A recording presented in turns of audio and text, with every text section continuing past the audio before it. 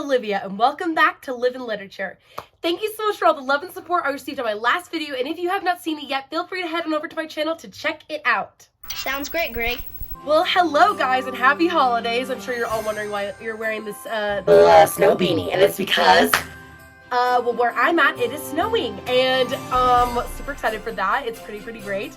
Love the snow. Yeah, it's the best kind of snow too. I like snow. And it kind of got me thinking, because it snowed this week, that I wanted to recommend to you guys today some beautiful and super fun holiday and winter reads. I need a holiday. A very long holiday. For your guys' TBR, to just add on to your TBR, because let's be real, it's just not long enough. For how long? Forever and ever. Just kidding. It's so long. It's crazy how long my TBR is. It's still getting longer, and I'm like, the end of the year is drawing closer and closer. I'm not even close. Tomorrow is Christmas. It's practically here. So today I wanted to recommend some fun holiday and winter reads for you. Really fast before we get into the video today, I just wanted to let you guys know that I've looked at all of your suggestions for what we should do for my giveaway for 300 subscribers, and I'm thinking we're going to do 3 people, 1 book. So this time during my giveaway, we will be doing 3 winners, and each of you will get to select 1 book that you would like. And this book can either be selected by me, and I send it to you, and it's a big surprise, or you can pick it. And how we've done giveaways back in the past is that we have you guys basically just submit your information onto like, it's like a link that I'll send you for like a Google survey or whatever, and I'll randomly pick whoever wins. And so, if you'd like to join that giveaway, that will be coming up. And I would also like to preface that this giveaway is for when we reach 300 subscribers. And so it will be like more of a Happy New Year kind of present. It's probably not going to arrive before Christmas, guys. Sorry about that. Or for those of you who celebrate Christmas or the holiday season or whatever, it probably won't arrive before the end of December. It'll be more like a January kind of present deal. But I still want to do a giveaway for all my subscribers. So just letting you guys know, we're hoping to get to 300 before the end of the year, or before the end of the month. And if we do, we'll be doing that 3-person giveaway, and each of you will win 1 book. It's a little mission. Okay. So like I was saying, today's video is all about holiday and winter reads. And I feel like I'm talking really loud with this beanie. Give me 7 seconds to take it off. Okay. The gag is over. We're done.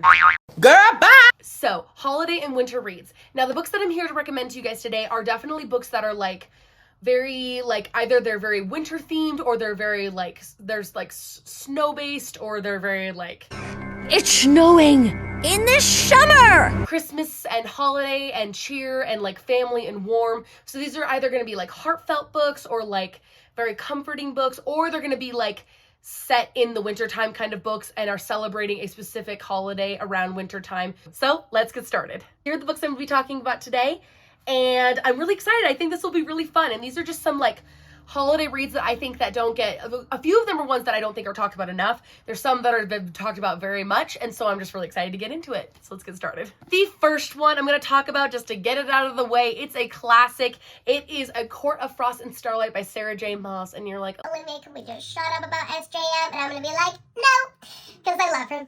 I love you. I love you. I love you.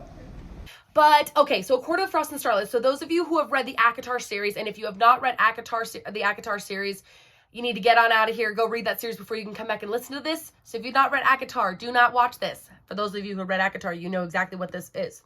So basically back in 2017, SJM came out with this book, A Court of Frost and Starlight, as essentially a little, tiny little novella to follow up her little ACOTAR trilogy that she already done. And most people describe this one as an SJM fanfic that somebody wrote and then she just happened to publish. How scandalous. I get it. Trust me. I feel the exact same way. Look, this is all I'm going to say about this one. A Court of Frost and Starlight is very cute. It's basically just going through all of your favorite characters. And it's just kind of going through their Christmas holiday plans or whatever. And it's basically just them having preparations, getting ready for the holiday season and stuff. And there's definitely some tea that goes down in here that helps for when you want to read A Court of Silver Flames between Cassie and Anesta. No, I totally get it, and that's the tea, sis. Very, very important. It is important to read this one before you read that one, I think, personally. But really, for me, it is just more of a fun little fanfic read, just to kind of you know how when you have a favorite author and you always wish you're just man, after you finish an amazing series, you're just I wish they would write something so we know what's happening with them. I miss my characters. I miss my friends. They just become your friends, and you're I miss them. I wonder what they're doing right now. I mean, that's sad. This is that book for you. It's very much a seasonal read. It's very cute, very cozy. Really, there's not much depth to it. You can finish it in a day. It's super short. It's just kind of precious, and like, I'm not really going to give star ratings for this one. It's just a recommendation that I have if you're looking for a fun holiday read and you've just finished the ACOTAR series and you are just kind of like, oh, I miss Reese and Feyre. I wonder what they're up to.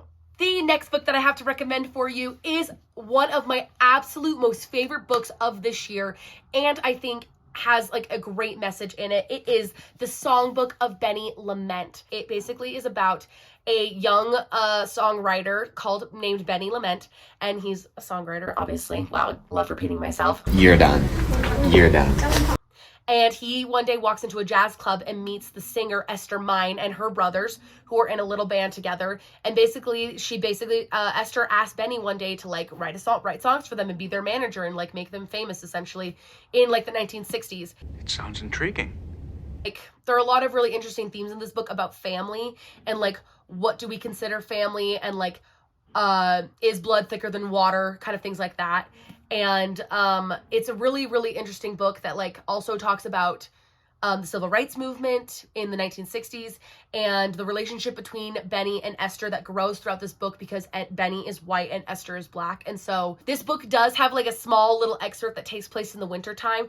And the reason why I'm really including this, like, granted, like, the whole book is not holiday themed. Traitor! But for me, because of how comforting these characters are and how well written it is, it's like it's a really tender moment, and it's like tender enough book that when I think of Christmas and I think of like family and I think of relationships and love, I just think of this book. I think this book is a great book to read during the holidays. Next, for my more intense fantasy lovers and some people who are like, I'm not really here for the holidays, I'm just here for winter vibes, which is like ice cold, chilling, dark and mysterious men. The cold never bothered me anyway. We have Once Upon a Broken Heart by Stephanie Garber. And as you guys know, I've talked way too much about this book already, but I'm just going to talk about it again. Stephanie Garber wrote the Caraval trilogy, and so if you have not read the Caraval trilogy, you got to read that one before you can read this one, because it's all about a brand new set of characters, but one character in particular who is from the last trilogy. If you've read it, you know who I'm talking about. It's our baby boy Jax, who we love. I love that boy.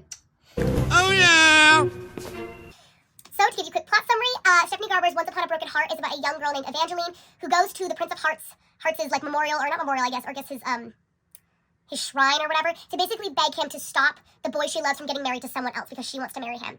And of course, Jax, being the rascally scoundrel that he is, totally messes with her mind and basically like messes everything up for that whole thing. So as the story goes, Evangeline is forced to go to the North, which is basically like the Northern Kingdom, which is full of magic and secrets. I love magic. This book is full wintertime vibes. It's full of magic and mystery. And if I'm being honest, this month is very magical for me. I think that December is one of the most magical months of the year.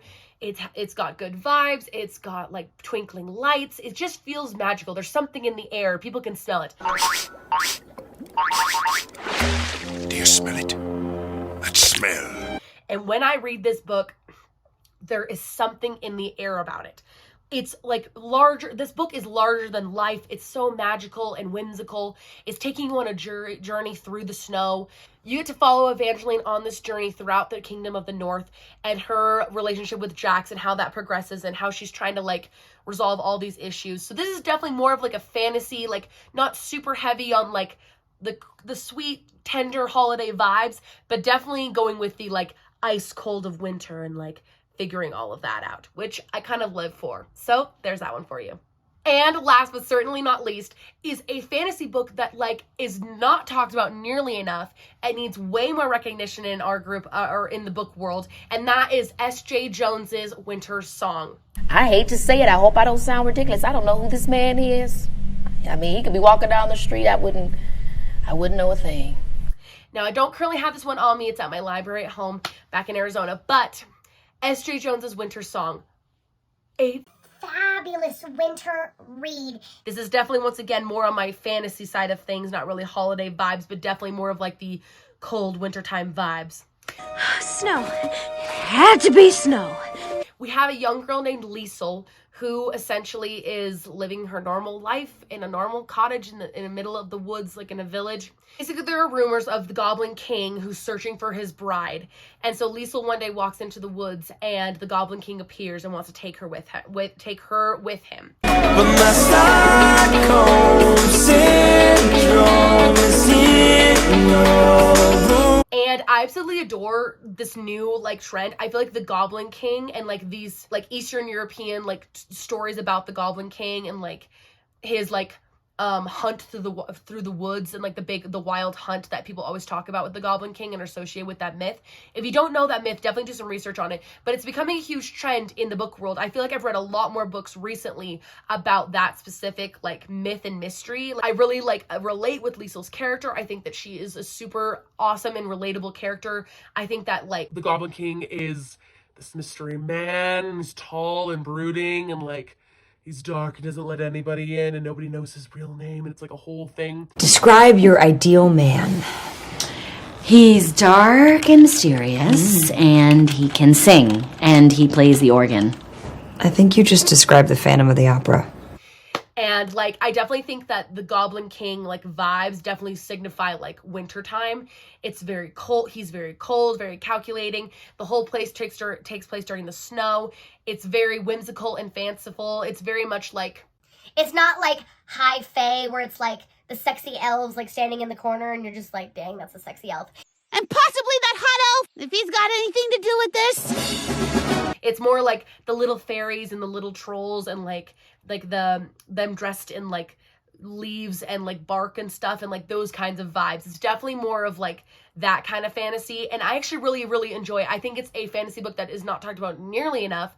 I absolutely love it. It is a duology. Personally, the second book is not nearly as strong as the first, but the first one is definitely worth your time if you're looking for a fun winter read to like get you in the mood and get you a little bit spooked. I absolutely love it. So that is all of the winter and holiday reads that I have for you guys today. So I hope that you enjoyed this video. And if you did, do not forget to like, comment, and subscribe to the Live in Literature YouTube channel. We are so close to 300 subscribers. And I'm so thankful for all of you guys, all of my new recent subscribers, and all of the people who have continued to subscribe recently. I love you guys. You guys are literally so amazing. And you've done so much for me. I'm so grateful for all of you. I hope that you guys are having an amazing holiday season. Love you guys the most. And I'll talk to you guys later. Bye.